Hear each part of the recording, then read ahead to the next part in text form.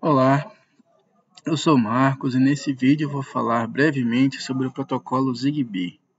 Esse protocolo é um protocolo de comunicação de dados sem fio, que é caracterizado pelo baixo consumo energético, baixa transmissão de dados. Ele é voltado para aplicações de automação, controle e aplicações de automação residencial. Ele é normatizado pelo padrão I3E 802.15.4 e é mantido pela ZigBee Alliance. Aqui uma comparação do ZigBee com as demais tecnologias wireless. Aqui é o ZigBee com o padrão 802.15.4, que é o padrão referente a redes wireless personais, redes de área pessoal, né? Aqui é um breve histórico dele, de como é que funciona. Tudo começou lá em 1998, quando as primeiras redes no estilo ZigBee foram concebidas. Em 2002 surgiu a ZigBee Alliance. Em 2004 começou a ter especificações. Em 2006 mais especificações. Em 2007 lançado o ZigBee Pro, que é específico para automação residencial. Em 2008 foi lançado o Smart Energy. Em 2012 mais especificações, que é o Green Power, com mais de 600 produtos certificados. Em 2015 foi lançado o Pro. Em 2016 lançado o 3.0. Em 2017 foi lançada uma nova versão do Pro, com atualmente mais de 2.200 produtos e mais de 400 membros certificados, né? A arquitetura dele, como ele é a arquitetura em relação ao modelo OSI. As camadas física e MEC são definidas pelo padrão 802.15.4 e elas lidam com operações de rede de baixo nível, como endereçamento, transmissão e recepção de mensagens. Esse padrão ele também vai definir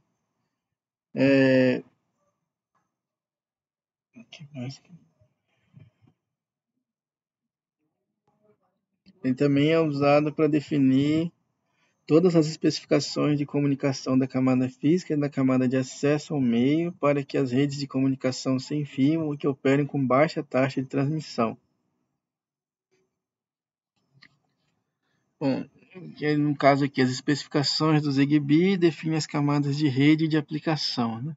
A camada de rede cuida da estrutura de rede, roteamento e segurança. A camada de aplicação é composta pelo Framework ZigBee Advice e pela subcamada APS, além das aplicações definidas pelo usuário, que dão ao dispositivo suas funcionalidades específicas. A camada física ela tem como objetivo a transmissão e recepção de dados através do meio físico e prepará-los para serem enviados à camada MEC. Ela opera em 3 faixas de frequência, geralmente é 2.4, né, a nível de mundo. Estados Unidos usa uma frequência entre 902 e 928 MHz e Europa usa 868,3 MHz. Ela utiliza 3 técnicas para modular o sinal a ser transmitido, e demodular o canal, desculpe. Ela usa o DSS, o BPSK e o OQPSK. Vai selecionar qual canal que ser utilizado e indicar a qualidade da ligação. Bom, o DSS, ou a sequência direta de espalhamento de espectro, ela vai utilizar a radiofrequência como meio de transmissão, vai operar na banda de 2,4 GHz, de modo que cada bit é dividido em N intervalos denominados de chips. Cada estação possui uma sequência pseudo-randômica de N bits, denominada de sequência de chips. Para enviar o bit 1, uma estação envia uma sequência de chips. Para enviar o bit 0, é enviado o complemento de sua sequência de chips. A BPSK, que seria o chaveamento de mudança de fase binária, é o esquema de modulação de 2 fases, onde os zeros e uns em uma mensagem binária são representados por 2 estados de fase diferentes do sinal na onda portadora, com θ igual a 0 graus para binário 1 e com θ igual a 180 graus para binário 0. O OQPSK é uma variação da modulação por chaveamento de frequência de fase, usando 4 valores diferentes de fase a ser transmitida, tomando 4 valores da fase, 2 bits de cada vez, para construir um símbolo QPSK que pode permitir que a fase do sinal salte até 180 graus de cada vez. Quando o sinal é filtrado em baixa passagem, como é típico em um transmissor, esses desvios de fase resultam em grandes flutuações de amplitude, uma qualidade indesejável nos sistemas de comunicação. No diagrama mostrado à direita, pode-se ver que isso limitará o deslocamento de fase a não mais do que 90 graus de cada vez. Isso produz flutuações de amplitude muito menores do que o QPSK não compensado, e às vezes é preferido na prática. A sua aplicação ideal é em meios nos quais a eficiência de banda e o baixo consumo energético são prioridade. Em relação à taxa de erro de bits, essa modulação mostra-se muito mais eficiente. E a camada de acesso ao meio, a famosa camada MAC. Ela controla todas as operações de acesso à camada física para a transmissão e recepção de dados. É responsável por interfacear a camada física com as camadas superiores do protocolo I3E 802.15.4 e gerar e sincronizar os beacons. O que são esses beacons? Esses beacons eles são pacotes de controle que delimitam quadros utilizados pelo coordenador para sincronizar com os demais dispositivos. Ele vai usar técnicas como validação de frame e um Collision Avoidance, que é o CSMA-CA, para proporcionar uma transmissão confiável. A camada de rede, ela vai adicionar recursos de roteamento que permitem que os pacotes de dados percorram vários dispositivos, vários saltos, para rotear dados de origem para o destino, ponto a ponto. Ela é responsável pela configuração de novos dispositivos, pela descoberta de dispositivos vizinhos, pela segurança dos dados de saída, pela distribuição de endereços, pelo coordenador para os dispositivos que entram na rede. Ela faz a sincronização com a rede e ela faz o roteamento dos frames para o destino correto. Agora aqui as funções dos dispositivos na camada de rede. Bom, estabelecer uma nova rede, só o coordenador pode fazer isso. Agora, entre conceder o endereço lógico de rede, permitir dispositivos entrem ou saiam da rede, manter lista de vizinhos e rotas, rotear pacotes, ou todos os demais, o roteador e o coordenador pode fazer, e sendo que o dispositivo final, a única coisa que ele pode fazer é transferir os pacotes da camada de rede. Aqui é uma representação de como é a rede, o modelo de rede do Zigbee. Aqui o controlador, o coordenador, que ele é o dispositivo mais importante da rede, e cada rede só vai ter um desses na rede. Ele que organiza todas as rotas. O roteador, ele é semelhante ao controlador, embora apenas para o vínculo entre dois ou mais dispositivos que não estejam conectados pela distância. E esses dispositivos são atuadores e sensores, né? Tá, e como é que ele funciona na prática, né? Você precisa, usando como base uma casa, você vai precisar instalar um hub de automação. Apenas esse hub vai se conectar ao roteador Wi-Fi da casa. Os dispositivos vão se conectar ao hub. E com os dispositivos, como só o hub conecta com a internet, vai meio que desafogar o Wi-Fi, porque não vai precisar do Wi-Fi para fazer isso. Vai usar uma outra rede dele lá. E você consegue controlar tudo isso pelo celular. Ela suporta as topologias estrela, malha e árvore. A topologia em estrela é uma conexão realizada entre dispositivos em um único coordenador central, que é chamado de coordenador PAN. Quando um dispositivo de função completa é ativado pela primeira vez, ele pode estabelecer sua própria rede e se tornar um coordenador. Cada rede utiliza seu próprio código PAN, permitindo sua operação independente de outras redes. Aqui é um modelo da topologia em estrela. A topologia em malha ela vai permitir que as redes se ajustem automaticamente em sua inicialização e no acréscimo e decréscimo de dispositivos de rede. Existem vários caminhos diferentes entre os nós. A rede é autossuficiente para otimizar o tráfego de dados e torna possível a existência de redes muito extensas, cobrindo várias áreas geográficas. Largas, desculpem. Aqui um exemplo da topologia em malha. A topologia em árvore ela é um aglomerado de redes com topologia em malha ligados por um coordenador PAN que fica responsável pela rede. Por isso, ela aumenta a área de cobertura e, em compensação, também, como ponto negativo, ela vai aumentar o tempo de atraso da mensagem. Agora, aqui uma breve comparação entre o Bluetooth e o Zigbee. A gente vê estão mais ou menos ali na mesma área do protocolo, de norma. Aqui mais um gráfico, uma tabela melhor explicando alguns outros detalhes.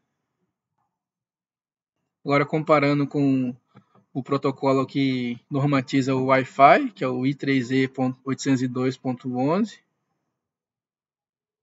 Mais uma comparação entre eles. Agora comparando o TCP/IP com o Zigbee.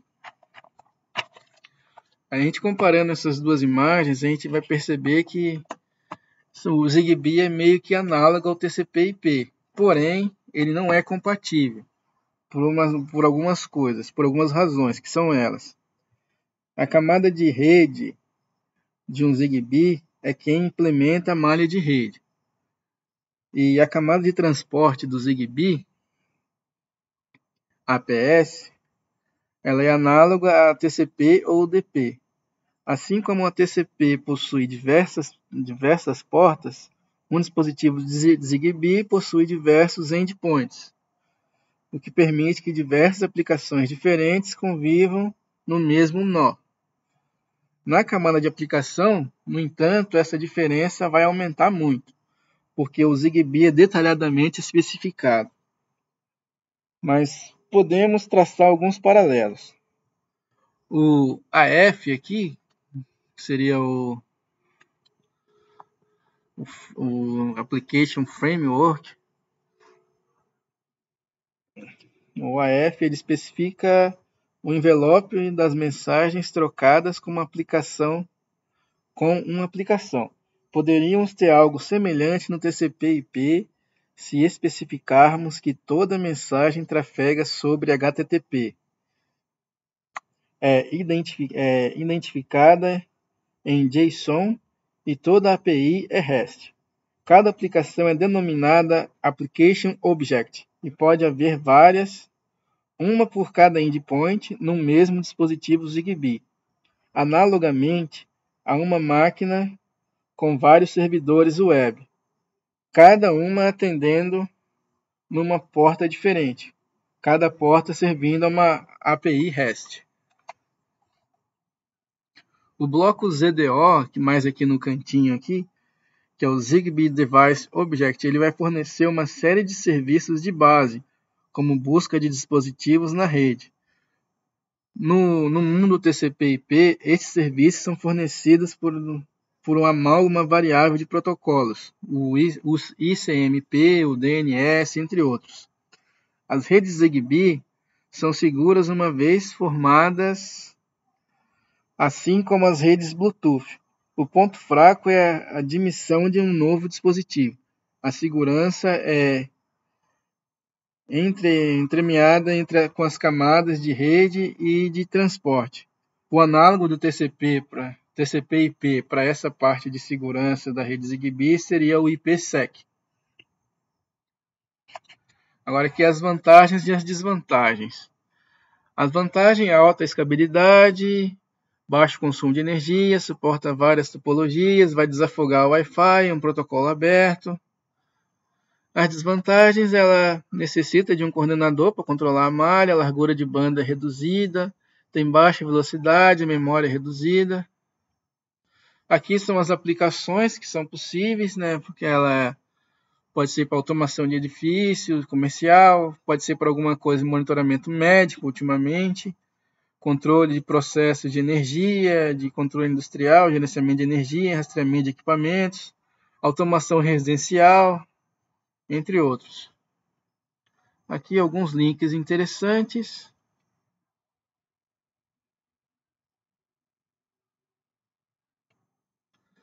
Aqui só uma pesquisa mais ou menos sobre preços de implementação de equipamentos Zigbee. A gente pode ver que, por exemplo, uma coisa comum agora nos negócios de automação residencial, por exemplo, você tem aqui um hub de automação, algumas imagens aqui só para ver, por exemplo. Aqui você tem um interruptor, interruptor tomada inteligente, que você pode comprar por aí em vários sites na internet, né? Por exemplo, Magalu, só que agora está indisponível, né? Mas enfim, é uma gama enorme de materiais hoje, de produtos que a gente pode comprar em lojas comuns. Não precisa mais ser aquela coisa numa loja específica.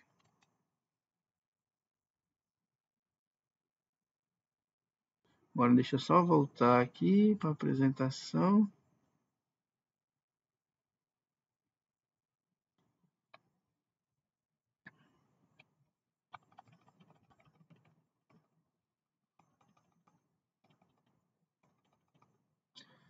E é isso aí. Assim a gente encerra. Muito obrigado a todos pela atenção.